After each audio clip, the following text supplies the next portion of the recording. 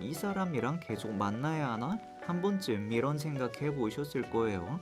만날 때마다 기분이 안 좋아지고 스트레스만 쌓이는데 그렇다고 바로 손절하기엔 또 미안하고 애매하죠. 손절해야 할 정도인지 그 정도는 아닌지 판단하기 어려운 경우가 정말 많습니다.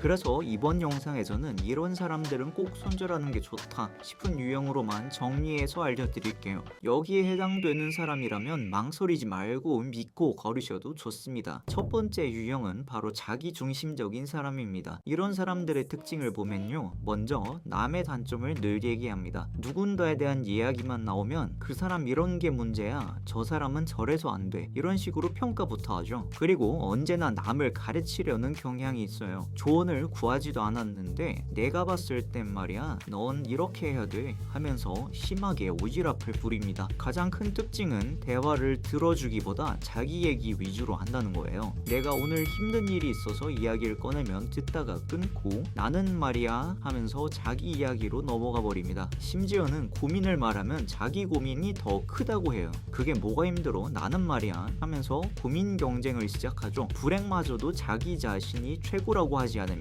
견디질 못하는 겁니다. 이런 사람과 이야기하게 되면 언제나 어떤 주제로 이야기하든 자신의 문제로 만들어 버립니다. 정상적으로 대화가 통하지 않고 항상 비슷한 패턴으로 흘러가요. 시간이 지나면 지날수록 이 사람과 대화하는 게 의미가 없다는 걸 느끼게 됩니다. 두 번째는 사람을 등급으로 나누는 사람입니다. 이런 사람들은 전형적인 강약 약강 타입이에요. 자기보다 약하다고 생각하는 사람한테만 강하고 강하다고 생각하는 사람한테는 한없이 약해집니다. 구체적으로 보면요, 알바생이나 종업원한테 막말하고 반말하는 사람들이 해당될 수 있습니다. 의외로 다른 상황에서는 멀쩡한 사람들이 갑자기 자기보다 을이라고 여겨지는 사람들에게만 돌변하는 겁니다. 자랑질 심한 사람, 명품 티를 잔뜩 내고 다니는 사람, SNS에 허세 가득한 사진만 올리는 사람들도 여기에 해당될 가능성이 높습니다. 이런 행동 자체가 타인과 자신을 끊임없이 비교하고 급을 나누는 마인드에서 나오는 거거든요. 가장 무서운 건 이런 사람이 당장은 나에게 좋은 사람일 수도 있다는 겁니다. 나를 높은 급으로 판단했다면요. 하지만 언젠가는 본인이 우위에 있다고 느끼거나 내가 가치가 떨어졌다고 판단하는 순간 180도 태도가 바뀝니다. 등 돌리는 건 시간 문제라고 할 수 있죠. 세 번째는 계산적이고 이기적인 사람입니다. 이런 사람들의 대표적인 특징을 보면 먼저 자기 필요할 때만 찾습니다. 평소엔 연락도 없다가 뭔가 필요하면 그때만 번호가 떠요. 경조사 때도 마찬가지예요. 내 결혼식은 안 왔으면서 자기 결혼식엔 와달라고 하죠. 언제나 얻어먹기만 하고 자신은 한 번도 안 사는 사람도 있어요. 계산할 때마다 화장실 간다든지 항상 지갑을 안 가져왔다든지 핑계를 대면서 자기는 절대 돈 안 씁니다. 친구한테 돈 안 쓰는 사람, 심지어 가족한테도 인색한 사람들이 있죠. 이런 사람들은 속이 좁고 작은 이익을 위해서라면 타인의 손에도 무릎 쓰는 사람이라고 할 수 있습니다. 물론 실질적으로 금전적 피해를 주는 경향도 문제지만 그 규모가 크지 않더라도 결국 인간적으로 스트레스를 준다는 게 핵심이에요. 특히 이런 사람에게 좋은 마음으로 괜찮아, 그럴 수도 있지 하며 이해해줘도 정작 내가 필요할 땐 모르쇠 하는 경우가 태반입니다. 관계는 주고받는 거잖아요. 한쪽이 계속 주기만 하면 결국 고갈될 수밖에 없습니다. 네 번째는 생각 없이 행동하는 사람입니다. 이런 사람들은 겉보기에 큰 문제 없는 경우도 있는데 가까이 지내다 보면 뭔가 이상함을 느끼게 됩니다. 말을 막 한다거나 남을 배려하는 게 부족하거나 상황 고려가 부족해요. 말끝마다 욕을 달고 사는 사람들 있죠. 이거